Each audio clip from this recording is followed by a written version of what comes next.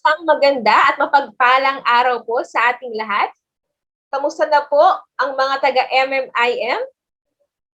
Talagang nagpapatuloy sa Diyos, nagpapatuloy sa paglilingkod, nagpapatuloy sa pananambahan, nagpapatuloy sa pagpupuri sa ating nag-iisang Diyos. At yan po ang gagawin natin sa hapon na ito. Patuloy nating itataas ang pangalan ng Panginoon.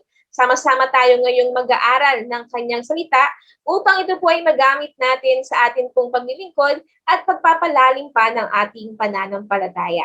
Ngayon pong hapon na ito, ang ating pong pag-aaralan ay may title na The New Song of Praise. Ayan, ang bagong awit ng papuri. Ayan, and I think for everyone, may naalala agad na kanta.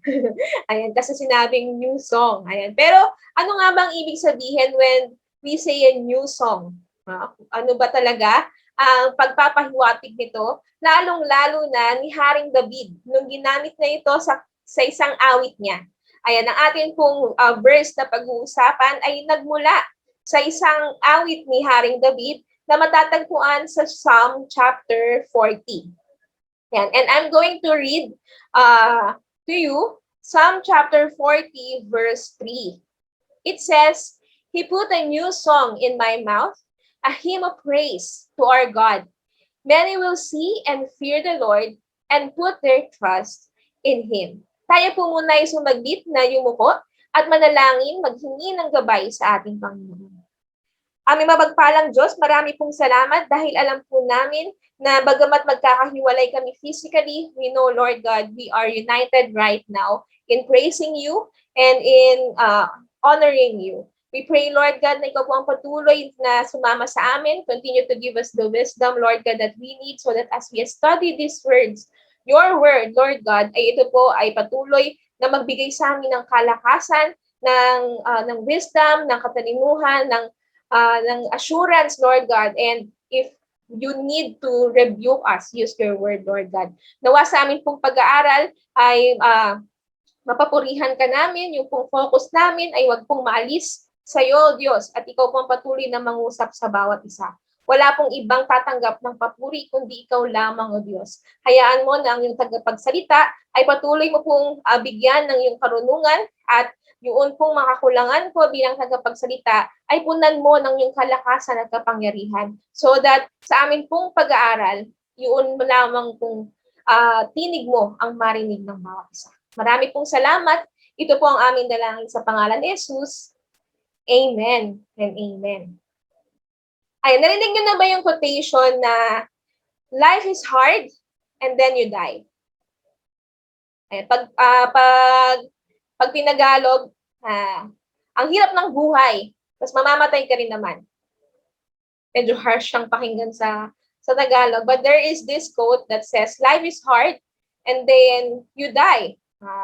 Parang ang pinapahiwatig niya is that yung buhay natin, no, may mga times talaga na mahirap siya and then may mga bagay na nangyayari na ayaw natin. 'Di ba? Or may iba tayong gustong mangyari tapos iba yung nangyari.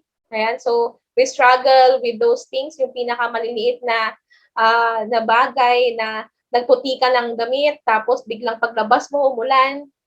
Maliliit na bagay na ganyan. Tapos andun din yung mga syempre yung tong mga hardships ng buhay, you know, pag may nagkakasakit, pag may kakulangan sa pananalapi, o kaya nagwo-worry ka pag sa trabaho, o kaya meron kang nagkaroon ka ng misunderstanding with other people. And then there are so many things na magsasabi talaga na mahirap ang buhay. And there are these internal struggles also, no? Yung worry, yung fear, and minsan, madalas sa mga anak ng Diyos, sa mga Kristiyano, ay nagdun din yung mga struggle pag nagkakaroon tayo ng persecution, ayan, from other people, or kine-question yung yung pananampalataya natin. And then, pagkatapos, ay uulit na naman. Magkakaroon na naman ng hardship, magkakaroon na naman ng ganito, ganyan, ganyan. And of course, yung mga malalaking bagay magkakaroon, yung pagkakaroon ng pandemya, yan, as an example right now, at yung war, ayan, ito yung mga bagay na masasabi, and then, nag-cycle yan, and then, until we die. Ayan, ang sabi pa nga ng iba, lahat naman tayo ay makakaranas ng ganyan. Unless, mauuna yung pagbabalik muli ni Kristo. Ayan. And also, hindi rin ito yung mga hulugan din ito na hindi porket napagtagumpayan mo na yung isa or nabigyan ka na ng isang struggle or problem or nakakaharap ka na ng isang challenge, spared ka na dun sa iba pang mga challenges. No? Minsan, kakagaling lang sa karamdaman, biglang may darating na naman na iba pang struggle, you're not spared of these challenges. We are not spared na ganun yung magiging nangyayari. So, of course, we acknowledge that bad things happen, no? Na talagang may mga bagay, no, na hindi maganda na mangyayari sa mundo na ito dahil itong mundong ito ay puno pa rin ng kasalanan. Ayan, and until hanggang nandito tayo sa mundong ito, mararanasan pa rin natin itong mga struggles na ito. That's why they say that life is hard and then you die. Ngunit, yung outlook ko ng quotation na ito ay mali. Parang logically speaking, mag-a-agree yung mundo.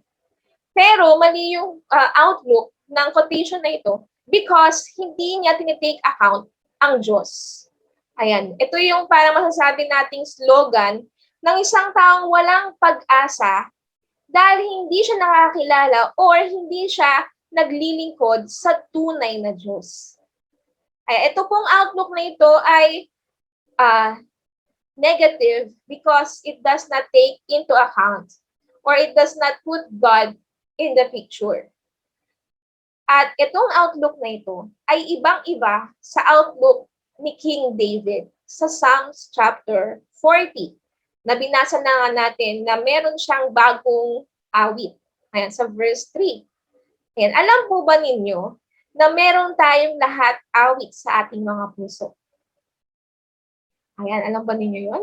At itong awit na ito na nasa puso natin, it celebrates kung ano yung kino-consider nating worthy of celebration. It will, our heart will sing. Ayan, involuntarily, when it felt yung yung isang bagay is worthy of celebrating or celebration. Ayan, so, when you consider yung mga bagay na kino-consider natin na worthy of celebration is yung nagbibigay ng delight yan sa atin or delight sa ating soul. Ayan. So yung yung mga bagay na yan, so when we say that mga bagay na nagbibigay ng delight sa ating soul, ito yung mga bagay na nagbibigay sa atin ng satisfaction.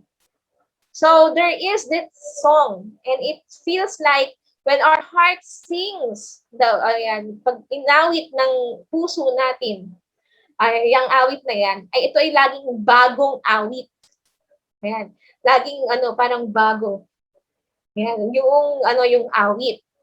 Doon po sa Psalm, itong buong awit na ito ay parang bagong awit ni Haring David. At malamang ay makaka-relate tayo kung saan nagmumula yung awit niya. And ito po ay tandaan natin na ito ay awit na. At makikita natin kung ano ba yung mga bagay na nagbigay ng satisfaction or nag-delight sa soul ni King David. And our prayer right now is that itong mga bagay na ito ang magbigay din ng satisfaction sa puso natin so that our heart will always sing that new song of praise.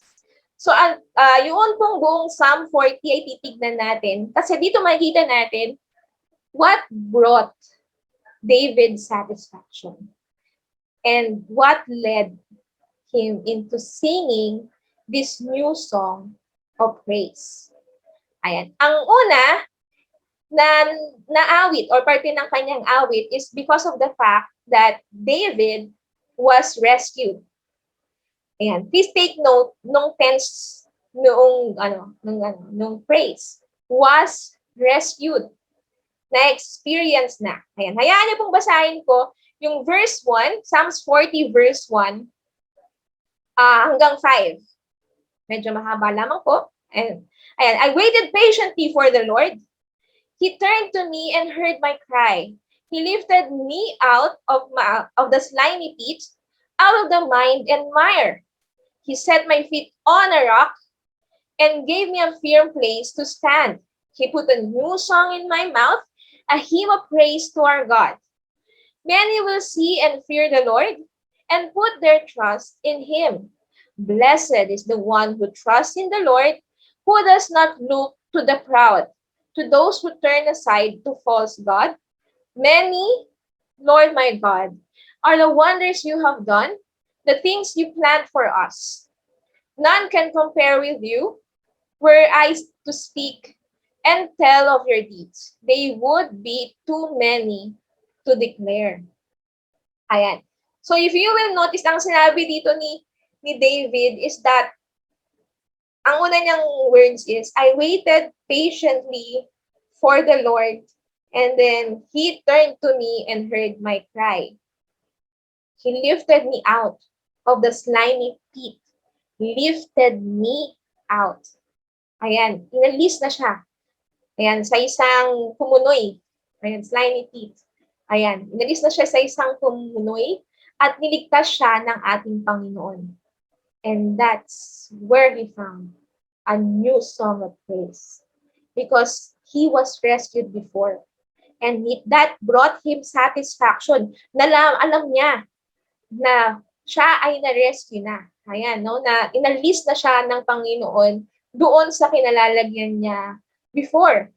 And for many of us, we could always find a reason to say that we are rescued by God. Well, of course, ang una na nating mabibigay dito na example is that we are rescued from the consequences of sin. Diba? Tayo ay may buhay na walang hanggan. Dapat tayo ay mapasulusahan dahil sa ating kasalanan.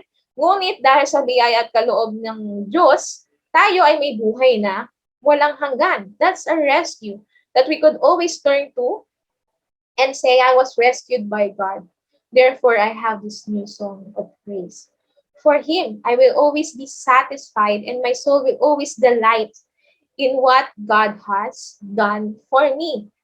Ayan. And of course, not only that, sa ating pong mga experiences sa buhay, we could say, we have been rescued by God all over, and over again. Ayan. Pero ang keyword dito sa sinabi ni David is that I waited patiently. Ayan. Ito pong sinabi ni David na to, that I waited patiently, is that it came with the knowledge that God will rescue him. Ayan. Ano pa nga sa iba pa ngang translations, ang sabi is that I waited and waited. So, ibig sabihin, ay naranasan niya yung hindi lang,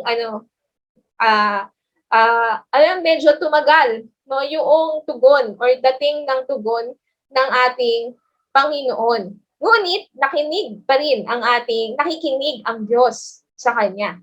Ayan. So, dito makikita natin na alam ni David, no, na tutugon ang ating Panginoon. At yung pong kanyang song of praise dito or yung awit ng kanyang papuri ay hindi lang basta literal na awit na may tono at musika.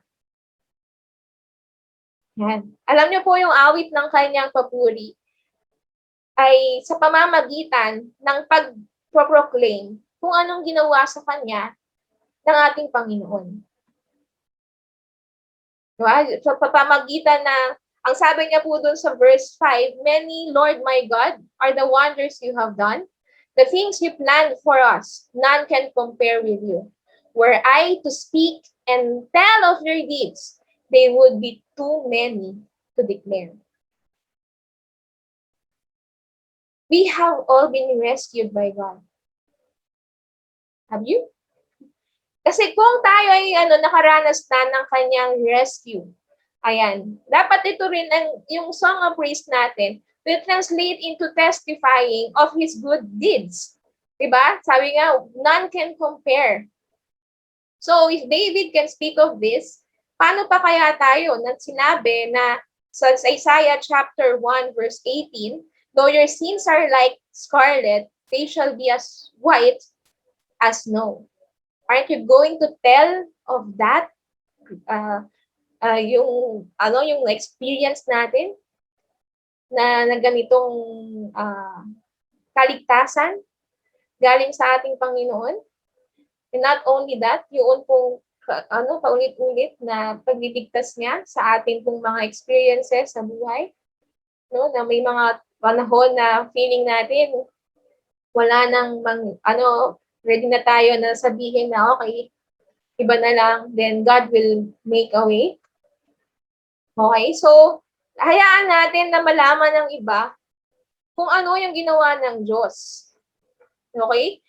At kailangan tong marinig ng iba para sila rin. No? Alam nila na ang ating Panginoon ay ang Panginoon na nag-rescue. So that they know that God will rescue if they will wait patiently for the Lord. Diba? Na sila rin magkakaroon ng courage, magkakaroon ng lakas na maghintay para sa rescue ng ating Panginoon. So if you have been rescued, tell of that rescue. Testify about God, how He rescued you. And if you are struggling right now, kung ikaw yung nasa kabilang side, na ikaw yung nag-i-struggle ngayon, one thing that I can say, and maybe advice, is that do not try to struggle alone. Meron pong church. Meron kang mga kapatid at pamilya sa church. Do not try to struggle alone. We are here. No, the church is here. So that you can hear, no, na paano ba kumilos ang Diyos? No? Sa sitwasyon, hindi para sabihin na, ako nga ito yung naranasan ko, ikaw ganyan lang. Hindi ganun po Yan, hindi natin sinasabi na lalapit ka sa mga friends and family sa church. Ayan, pag sinabi natin do not try to struggle alone, hindi para to magsabi ka sa kanila tapos i-compare natin yung struggles natin. Wala yan, kaya yan. Okay? Hindi po ganun. We do not try to struggle alone so that when we tell our struggles to others, you will be reminded that God is working and He will rescue you. Walang mas malaki or mas maliit na struggle. There will always be a big God. So that everyone will be reminded that we have this strong God and a God that can rescue us. David was rescued and his soul sang. Nagkaroon siya ng bagong awit ng papuri. Now, let's have, anong nangyari pa? David was rescued. Past tense, nangyari na. At kahit anong ngayong nangyayari sa kanya, nahahanap pa rin niya yung satisfaction. And then afterwards, okay, David responds. Present tense. Yes, nakuha na po ninyo. Meron tayong past, present, at future tense na pwedeng mahanap para po tayo ay magkaroon ng satisfaction at lumabas yung mga bagong awit ng papuri. David responds.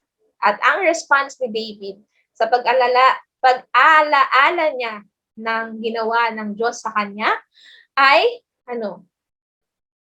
pagsunod. Sabi po sa verse 6 hanggang 8 ng Psalms chapter 40, sacrifice and offering you did not desire, but my ears you have opened. Burnt offerings and sin offerings you did not require. Then I said, here I am, I have come. It is written about me in the scroll, I desire to do your will, my God. Your law is within my heart. There was this new song of praise. At ang manifestation na ito ay yung pagsunod. Yung mga taong niligtas ng Diyos ay nagre-respond ng pagsunod.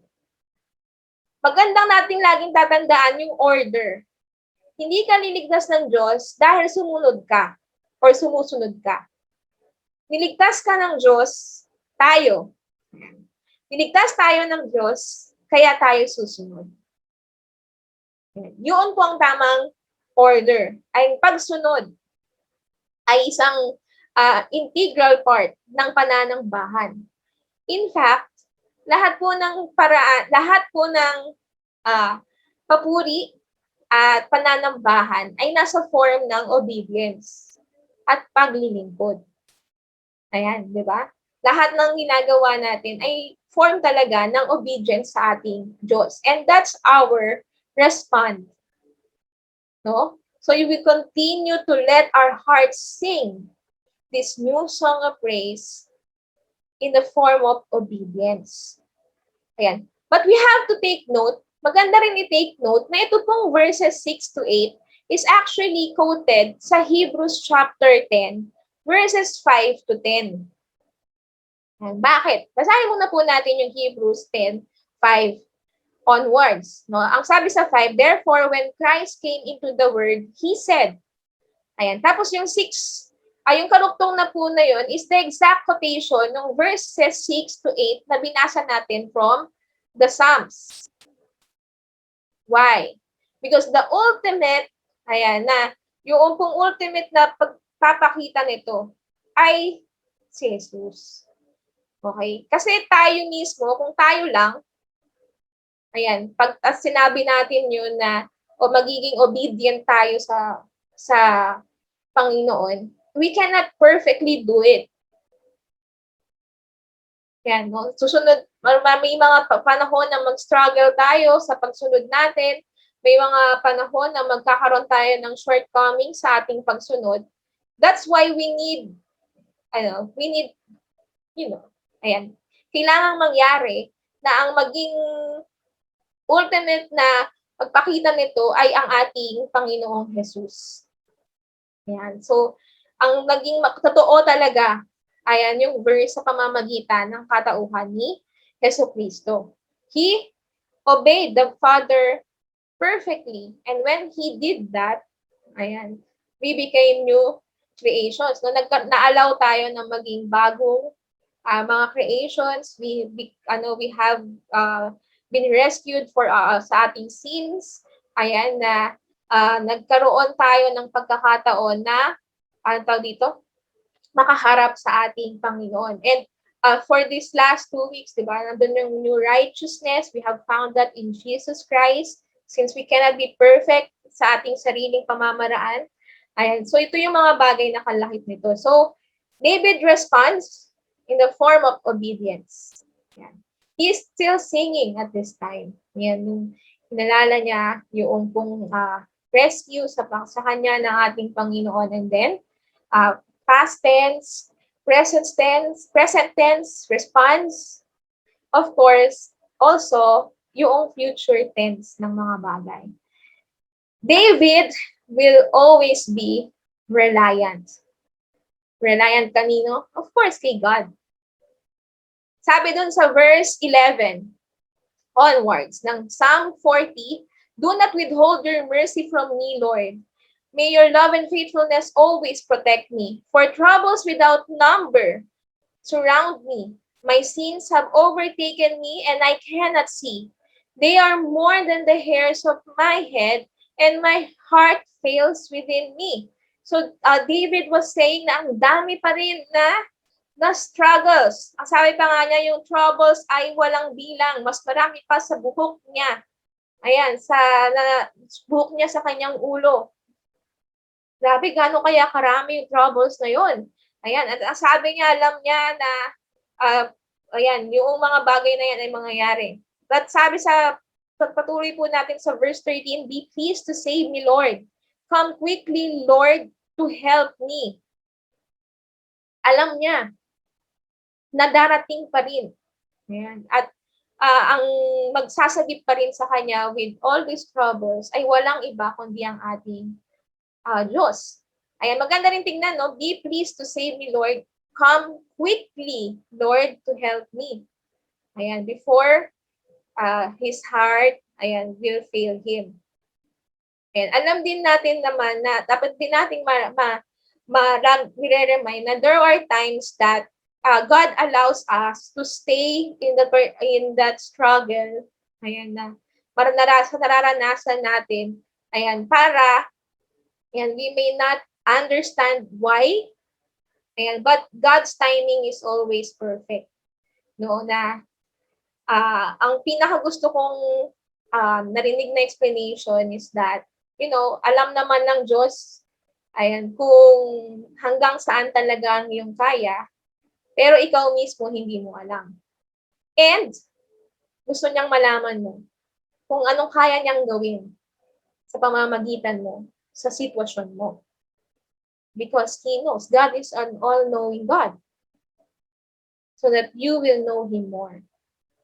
So that's one of the reasons. And of course, one of the reasons also why God will let us stay in a particular time, with a particular time sa ating pong struggles is, of course, to be more reliant sa Kanya.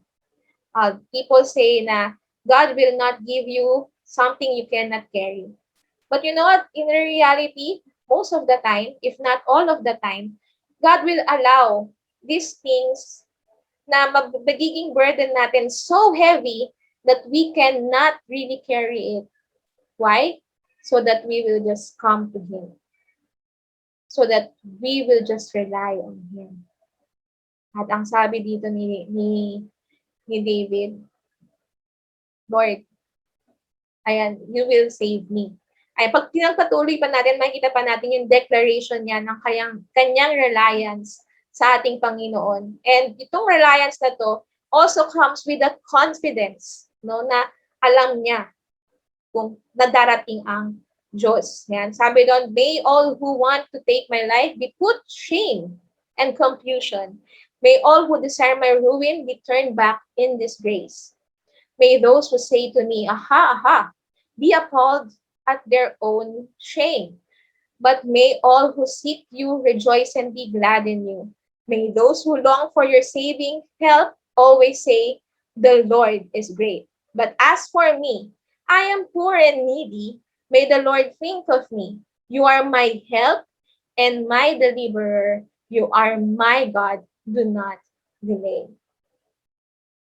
Yan, sabi, ang maganda yung kanyang proclamation about who God is. You are my help and my deliverer.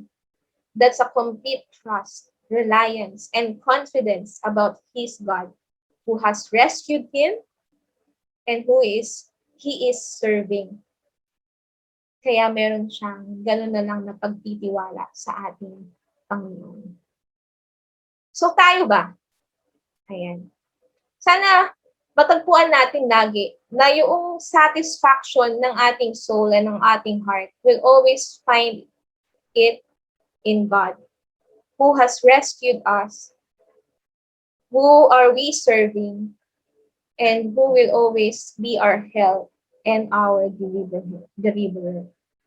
And so that laging sumisigaw yung ating bagong awit ng papuri sa pamamagitan ng ating testimony, ng ating pagsunod, at ng ating pong tiwala sa ating nag-iisang Diyos. Ayan, sabi, sana yung panalangin natin ay laging kagaya sa verse 13 ng Psalms chapter 40. Be pleased to save me, Lord. Come quickly, Lord, to help me. Tayo pong lahat ay umupo at tayo pong lahat ay manalangin. Aming mapagpalang Diyos, marami pong salamat dahil tunay nga, ikaw ang aming deliverer. You are hope, you are our help, you are all we need. And thank you for rescuing us. And right now, Father, may you continue to be with us. May we continue to find that satisfaction, Lord God, and our delight in you. And sa aming pong tiwala sa iyo, sa aming pong paglilingkod sa iyo, lagi po namin pati na rin sa pag-aalala ng mga ginawa mo sa aming buhay, ay patuloy namin makita yung delight and satisfaction na yan so that our lives will just sing this new song of praise. Marami pong salamat. Ito po ang aming kapupurihan. Ito po ang aming dalang sa pangalan ni Jesus. Amen and amen. Maraming salamat po sa inyong pong pagsama sa pag-aaral ng salita ng Diyos at magandang hapon po sa ating lahat.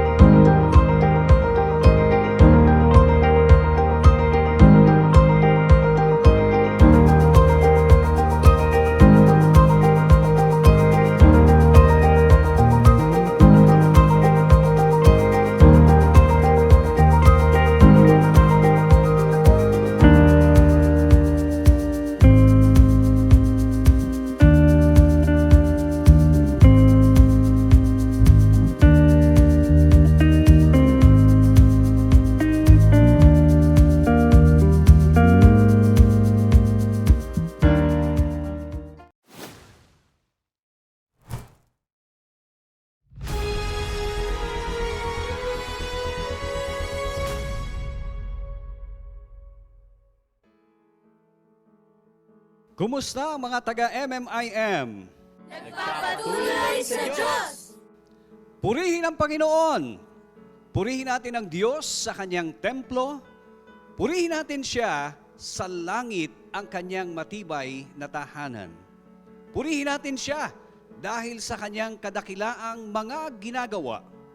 Purihin natin Siya dahil sa Kanyang kapangyarihang walang kapantay. Purihin natin Siya sa pamagitan ng pagpapatunog ng mga trumpeta. Purihin natin Siya sa pamagitan ng mga alpa at lira. Purihin natin Siya sa pamagitan ng mga tamburin at mga sayaw. Purihin natin Siya sa pamagitan ng mga instrumentong may kwerdas at mga plauta.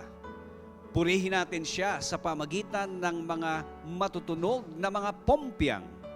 Ang lahat ng may buhay ay magpuri sa Panginoon. Purihin natin ang Panginoon. Sa Setyembre 26, ang MMIM ay magdiriwang na ika-19 na anibersaryo. Sa gitna ng hamon ng pandemya, ay sama-sama nating pupurihin ang kanyang dakilang pangalan.